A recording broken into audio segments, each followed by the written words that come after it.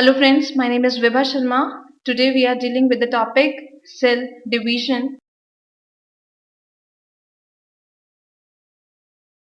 Cell division was first of all, if you are looking for the history, what is cell division and all, what when it discovered and all, who discovered this. So cell division was first discovered by Nageli in plants. First discovered by Nageli, scientist Nageli observed the cell division in plant cell,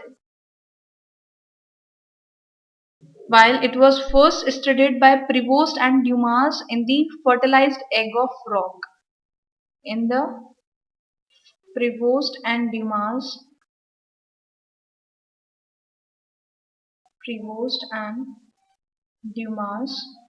in the fertilized egg of frog.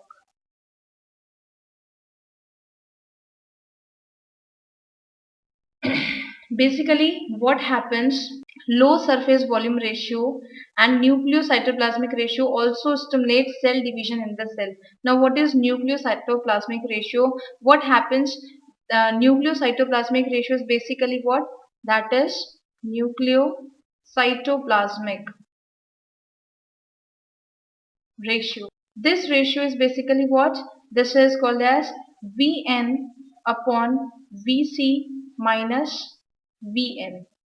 Now this is what Vn is, the volume of nucleus. Here Vn is equals to volume of nucleus, and Vc is cyto volume of cell volume of cell. तो मैं ये बोल सकती हूँ कि nucleocytoplasmic ratio क्या हुआ, nucleus का वॉल्यूम अपॉन साइटोप्लाज्म का वॉल्यूम, क्योंकि अगर मैं सेल के वॉल्यूम में से न्यूक्लियस का वॉल्यूम अगर मैं सब्ट्रैक्ट करती हूँ तो I am getting the volume of the cytoplasm. तो इस रेशियो में अगर कोई भी इंड्रेंस होता है तो सेल जो है वो डिवीजन स्टार्ट कर देता है. Okay, this ratio is responsible for the division of the cell. Cell अपने आप ऐसे डिवाइड नहीं हो रहा है, ये रेशियो में जैसे कुछ गड़बड़ी होगा, जैसे कुछ लो weather it is in the low quantity, weather is in the high quantity, तो यहाँ पे सेल डिवाइड होना जो है वो स्टार्ट कर देगी. इसलिए जो है सेल डिवाइड करता है. बेसिक रीजन की सेल डिवाइड करता क्यों है. देन क्या हम बात करते हैं, next is the cell cycle. What is cell cycle. Cell division में क्या है, डिवाइड कब करेगा, जब कंटिन्यूसली वो साइकिल जो होगा सेल का चलता रहेगा, तभी जाके जो है सेल डिवाइड कर रहा है. So our next topic is the cell cycle. And what is cell cycle. Cell cycle basically it is a series of programmed cyclic changes by which the cell duplicate or double its content and divide into two parts. Cell cycle इसका मतलब है कि continuously कुछ ना कुछ cyclic changes होते रहेंगे, जिसकी वजह जो सेल जो है वो डबल करेगा अपने कंटेंट को भी, और कंटेंट को डबल करके वो किसमें, दो डॉटर सेल्स में डिवाइड हो जाएगा, या दो पार्ट्स में जो है वो डिवाइड हो जाएगा. Basically the cell cycle was discovered by Howard and Pelk. Was discovered by Howard and Pelk, and they divide the cell cycle into two parts. That is the I phase. Cell cycle is basically divided into two parts. That is long non-dividing I phase, long non-dividing I phase or interphase, and second is short dividing M phase, or we can say that mitotic phase. इन दो phase में जो है cell cycle divide होता है. Interphase में कोई भी जो सेल है वो डिवाइड नहीं करेगा. यहाँ पे सिर्फ डिवीजन की प्रिपरेशन होती है इंटरफेज के बीच, इंटरफेज साइकिल में, और जो ड्यूरेशन होता है between two cell cycle is known as the generation time. It's important that the duration between the two cell cycle is the generation time. तो यहाँ पे जो ये इंटरफेज होता है इसको हम नॉन डिवाइडिंग या एनर्जी फेज भी बोलते हैं. It is the longest phase. First of all we can deal with the First part, that is the interphase. So first is we are taking interphase.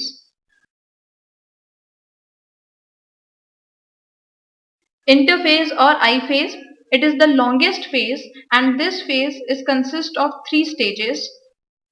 Longest phase, and this phase is consist of three phase. मैं आपको एक diagram के through इसका बताती हूँ कि किस तरह से इसमें फेज होते हैं. It consist of four phases, that is G1, S, G2 or M phase. This M phase is further divided into sub stages, that is prophase, metaphase, anaphase, and last is the telophase. This is prophase, metaphase, anaphase, and last is telophase. So these are the four stages of interphase.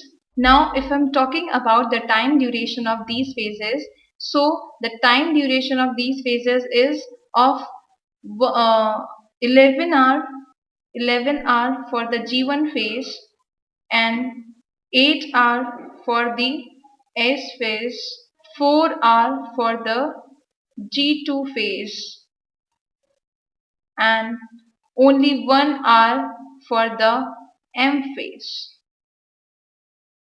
So the total time duration is of 24 hours. Total time duration of cell cycle is 24 hours, means one day. G1 phase, now I'm talking about the particular stages, what is it and all. G1 phase is basically called as first of all, this is the first is G1 phase. G1, or we can say that is the first growth phase, or we can say that it is the first gap phase. Another name is pre-synthetic phase, and another name is post-mitotic phase.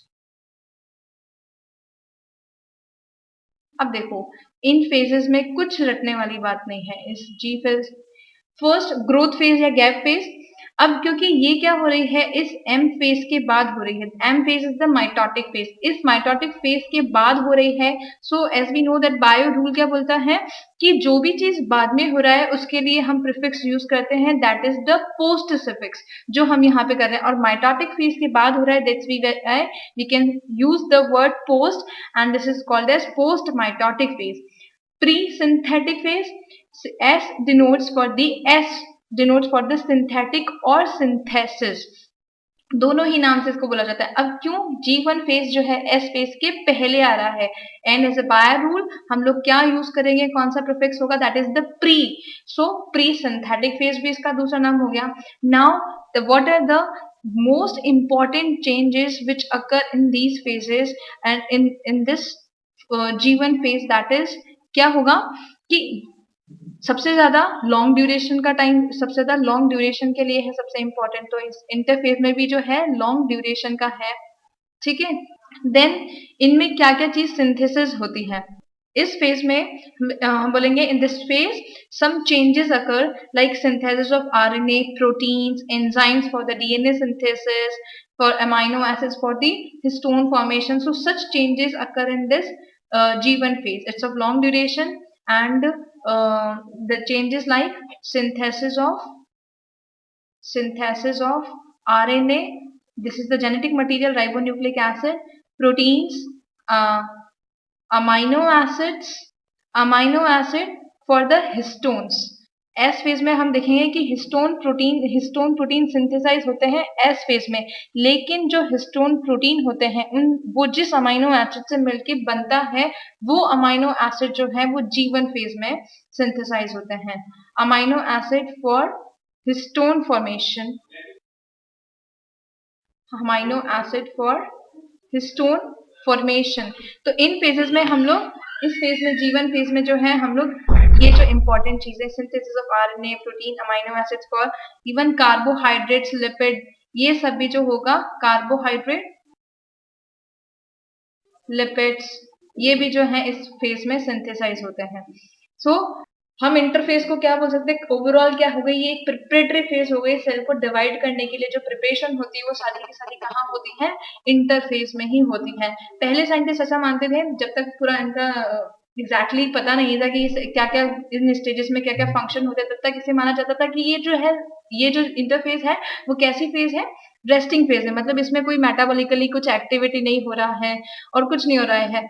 लेकिन बाद में जैसे जैसे इसमें discovery होती गई तो हमें पता चला कि नहीं, ये ऐसी नहीं थी, कि ये इसमें कोई मेटाबॉलिकली कोई रिएक्शंस वगैरह नहीं हो रहा है। सबसे ज्यादा एक्टिव सेल को प्रिपरेशन करने के लिए जो सारी एक्टिविटीज होती है वो सब कहाँ होती है, इसी स्टेज में होती है, इंटरफेज में। So this is all about G1 phase. Now if I'm talking about the second phase, that is the S phase. Second is S phase. S phase और synthetic phase. S phase और synthetic phase, इसमें क्या होगा, इसमें ये होता है कि it is the invisible phase of mitosis. First of all, it's of 8 hour duration and replication of DNA. This is the synthesis phase. Synthesis or synthetic, it is synthetic phase. सबसे important, synthetic मतलब कुछ synthesise हो रहा है, और अगर कुछ synthesise हो रहा है और वो क्या सिंथेसाइज हो रहा है, दैट इज दी डीएनए का रेप्लिकेशन हो रहा है। तो एस फेज में क्या होएगा, सबसे इंपॉर्टेंट पॉइंट है replication of DNA. Replication of DNA, DNA का रेप्लिकेशन मतलब क्रोमोसोम्स का भी रेप्लिकेशन जो होगा वो इसी फेज में होगा। प्लस यहाँ पे जो मैंने बात करी थी इस अमाइनो एसिड्स की, amino acid for histone formation, तो वो जो है हिस्टोन प्रोटीन कंप्लीट सिंथेसिस जो होगा वो इस फेज में होगा। तो हम ये बोल सकते हैं histone protein synthesize in S phase. Histone protein synthesize in this phase. Now third phase, that is the G2 phase. G2 phase, or we can say that the second growth phase, second growth phase, second gap phase, या हम बोल सकते हैं इसको post synthetic phase, just opposite of G1, post synthetic phase and pre mitotic phase. Okay, G2 phase में क्या होगा, synthesis of RNA and proteins takes place in S phase. Now replication of centriole, the more important thing is the replication of centriole takes place at G2 phase. Centriole, centrosome क्या होता है, centrosome these are responsible basically for the division in animal cells.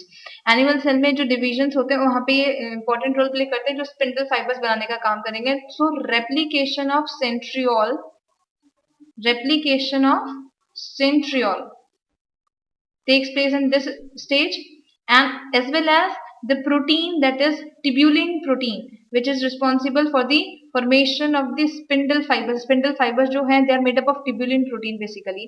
तो tubulin protein जो होगा वो भी किस phase में बनता है, इसी फेज में बनता है ना। and it's of 4 hour duration. That is the this is all about the second gap phase. Now the last is the fourth is the M phase. Fourth is M phase, that is the mitotic phase. Fourth is the mitotic phase. Mitotic phase, it's of very short duration. Interface का सबसे short duration का जो अगर कोई phase है तो वो short duration mitotic phase ही है, not short, it's of shortest duration. It's of shortest duration in interphase. And this mitotic phase basically they are divided, it is divided into this mitotic phase basically divided into two phases. that is the karyokinesis and cytokinesis. Karyokinesis and second is the cytokinesis. Means पहले किसका division होगा, cytoplasm nucleus का division होगा and then cytoplasm का division होगा. तो karyokinesis means this word is consist of karyo means nucleus and kinesis means division. So the phase in which nucleus divide that is called as the karyokinesis, while the phase in which cytoplasm divide that is known as the cytokinesis. This cyto word is for the cytoplasm and kinesis you know that is the division phase. So जब cytoplasm का division है तो वो कहलाएगा हमारा cytokinesis. Now in detail we take karyokinesis. First of all, A, that is the karyokinesis, in which division of nucleus occurs. So this process of division of nucleus is consist of 4 steps. The first step is the prophase. What happens in this stage? The chromatin fibers condense. Suppose I'll show you with the help of diagram. It is a cell. Prophase में क्या होगा कि यहाँ पे nuclear membrane सब जो है start होंगे डिसअपियर होना प्रोफेज स्टेज में. एंड क्रोमैटिन फाइबर अगर हमें पता हो, अगर हमें न्यूक्लियस का स्ट्रक्चर हमने ध्यान से देखा हो तो ये न्यूक्लियस का स्ट्रक्चर होता है. न्यूक्लियस में क्या प्रेजेंट होता है, न्यूक्लियर मेम्ब्रेन है, इसमें जो मेम्ब्रेन्स प्रेजेंट होंगी एज वेल एज अंदर जो कैरियोलिम्फ होता है, ये सब इसके अंदर क्या प्रेजेंट होता है, क्रोमैटिन मटेरियल प्रेजेंट होता है. ये क्रोमैटिन मटेरियल ही जो बेसिकली क्या होता है ड्यूरिंग सेल डिवीजन ये जो क्रोमैटिन मटेरियल है ये रॉड शेप्ड बॉडी अटेन कर लेता है. And this rod shaped body is known as the chromosomes, which are basically responsible for the inheritance of the character from one generation to the another generation. और इस पे ही जो है linear order में क्या प्रेजेंट होते हैं, जीन्स प्रेजेंट होते हैं. सो हम ये भी बोल सकते हैं ये जो लीनियर ऑर्डर में जीन्स प्रेजेंट है, basically these green colour dot is what, these are genes. And genes is all known as the unit of heredity. लेकिन इसको लेके कौन जा रहा है, unit of heredity is the gene, but इसको लेके कौन जा रहा है, ये क्रोमोसोम लेके जाना है. तो क्रोमोसोम को हम क्या कह सकते हैं, these chromosomes are the vehicles of heredity. एक जगह से दूसरी जगह जाने पे अगर हमें क्या व्हीकल की रिक्वायरमेंट होती है, उसी तरीके से एक जनरेशन से दूसरी जनरेशन में जाने के लिए किसी ना किसी चीज की रिक्वायरमेंट होगी, और वो क्या चीज होगी, वो क्रोमोसोम्स होंगे जो जीन्स को लेके जाएंगे एक जनरेशन से दूसरी जनरेशन में. Okay, clear. Now I am talking about the prophase. So these nuclear membrane जो है वो डिसअपियर होने लग जाएगा यहाँ पे, और डिसअपियर होके ये जो क्रोमैटिन फाइबर्स होते हैं किसमें कंडेंस हो जाते हैं, क्रोमोसोम्स में कंडेंस हो गए ड्यूरिंग द सेल डिवीजन. ये क्रोमोसोम बना दिया. ये chromosome they become short and become distinct with each having 2 chromatid. ये यहाँ पे इस तरीके से स्ट्रक्चर है इसका, ये अटैच होंगे और इनमें क्या प्रेजेंट है, 2 क्रोमैटिड्स प्रेजेंट है. मैं यहाँ पे ये इस तरीके से, और ये जिस जगह से अटैच होंगे उसको हम बोलेंगे दैट इज द सेंट्रोमियर. ये यहाँ पे क्या हो गए, ये क्रोमोसोम्स प्रेजेंट हो गए. सेंट्रोसोम रीच द पोल्स, और यहीं पे क्या होने लग जाता है, बेसिकली ये जो स्ट्रक्चर है यहाँ पे क्या होता है, सेंट्रोसोम प्रेजेंट होता है. और वो अगर मैं बात करूं, ये अर्ली प्रोफेज और late prophase different prophase stages होती है.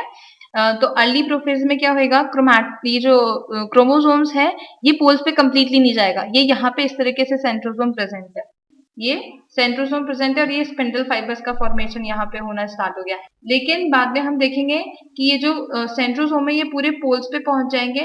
These are reach to the poles, और पोल्स पे पहुंचने के बाद में क्या फॉर्मेशन यहाँ पे स्पिंडल फाइबर्स का बनना स्टार्ट हो जाएगा. ये कहाँ पहुंच गए, अब पोल्स पे पहुंच गए हैं.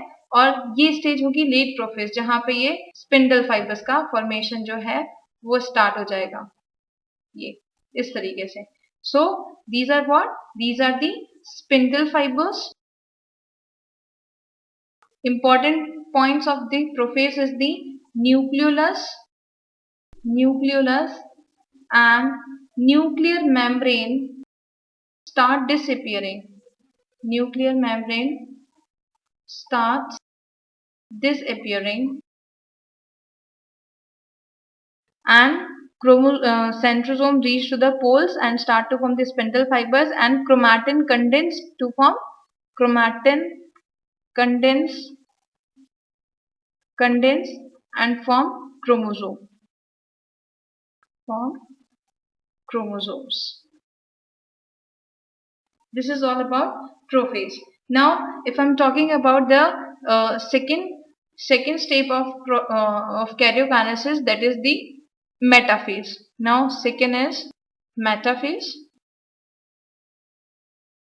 In metaphase, chromosomes attached to spindle fibers arise from each pole and lie at the equator, forming the metaphasic plate. And chromosomes जो है यहाँ पे क्या होंगे, ये हमने देखा था कि यहाँ पे जो स्पिंडल फाइबर्स जो है प्रोफेज स्टेज में बनने लग गए थे.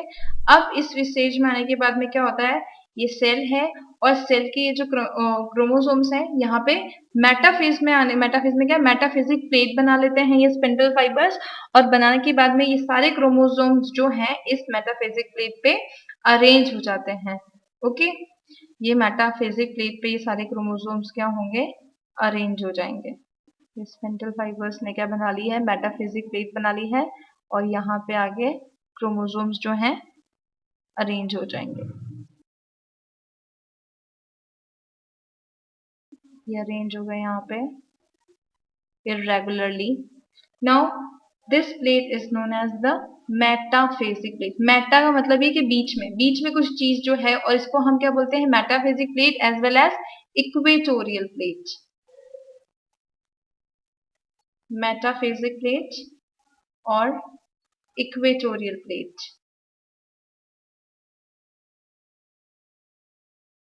And the important points of the metaphase stage is the, अगर हमें क्रोमोसोम के शेप, साइज, स्ट्रक्चर की स्टडी करनी है तो वो बेस्ट स्टडी किस में होगी, मेटाफेजिक स्टेज में होगी. So the shape, size and structure of chromosome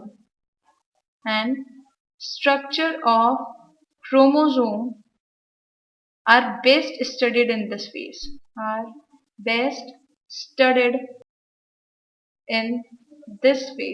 of karyokinesis. Next is the anaphase. Third is the anaphase.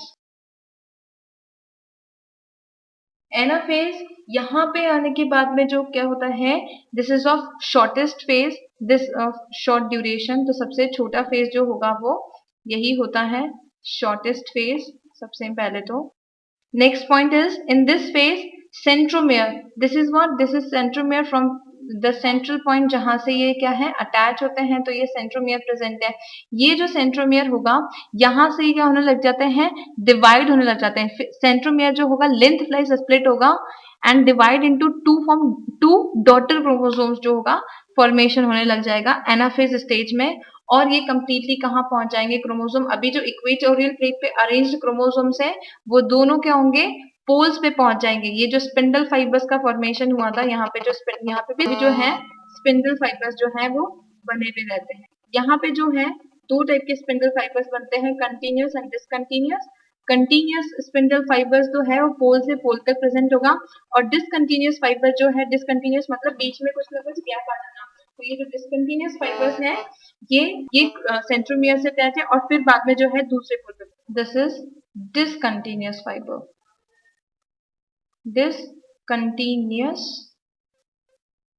fiber, spindle fibers, and जो पोल से पोल प्रेजेंट है this is the continuous fibers.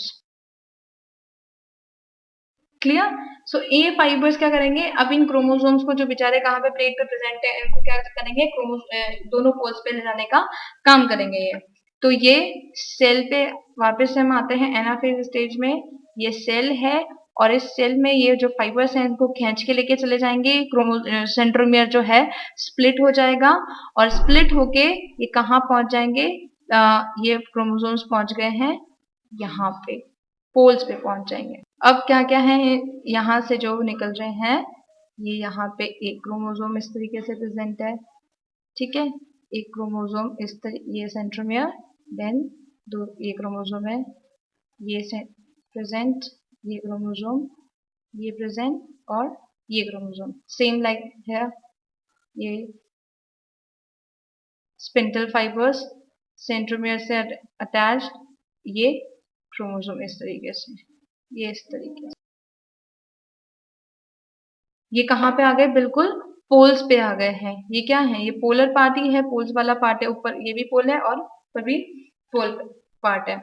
तो ये कहाँ पहुंच गए हैं, अब क्रोमेटिड्स कहाँ पहुंच गए हैं, पोल्स पे पहुंच गए हैं। अब ये यहाँ पे हमें डिफरेंट डिफरेंट सेंट्रोमियर की पोजीशन प्रेजेंट होती है, और उस सेंट्रोमियर की पोजीशन से हम पता लगते हैं कि एनाफेज में कैसा प्रेजेंट है। अगर ये मैंने जो बनाया ये वी शेप बनाए हैं, तो जो वी शेप क्रोमोसोम्स होता है, अगर वी शेप है तो उसको बोलते हैं हम metacentric, it is known as the metacentric chromosome. अगर मैंने उसको एल शेप का बनाया होता सेंट्रोमियर का, तो एल शेप का क्रोमोसोम प्रेजेंट होता है सब मेटासेंट्रिक में।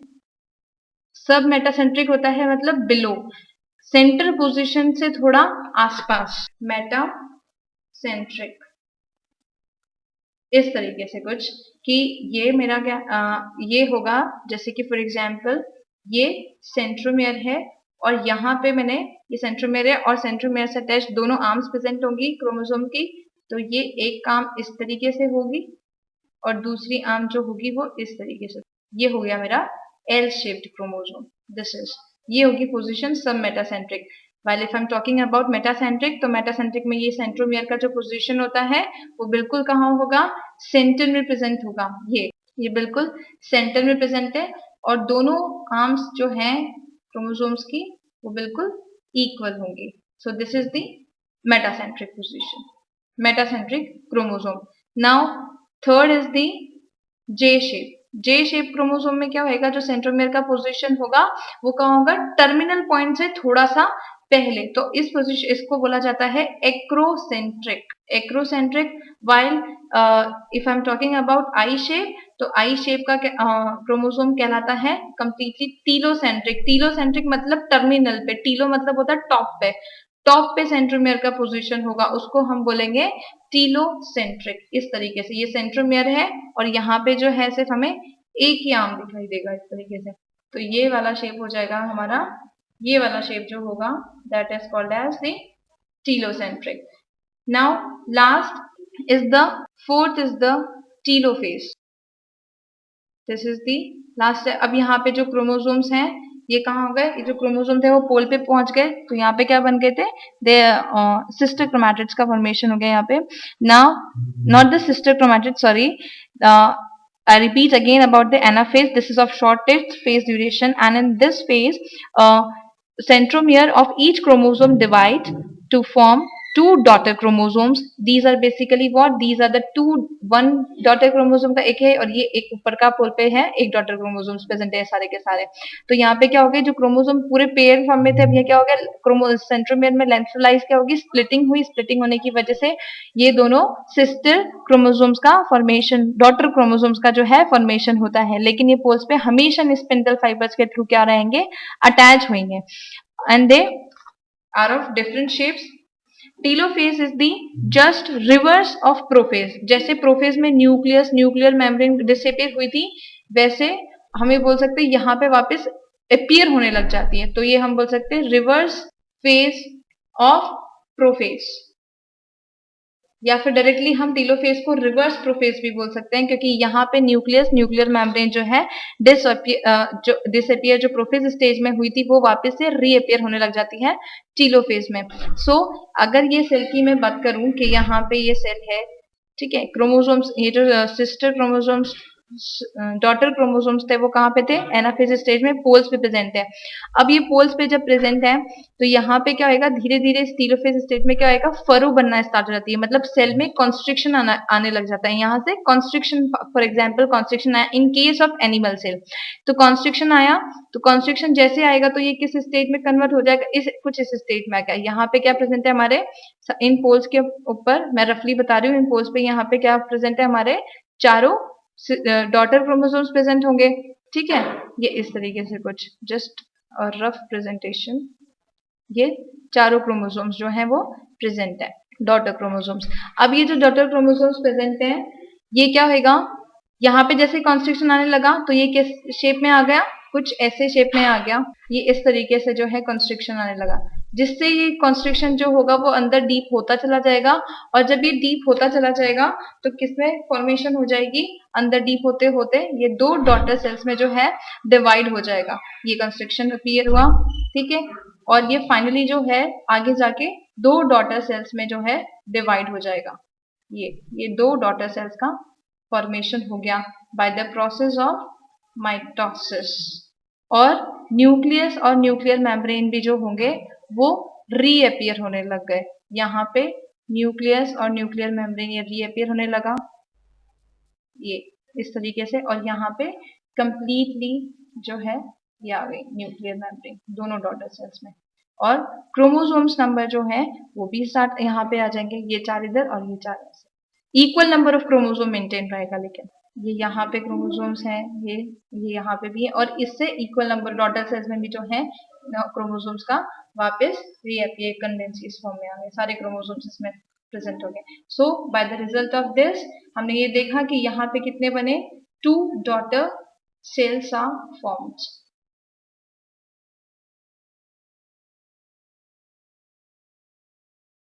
This is all about karyokinesis.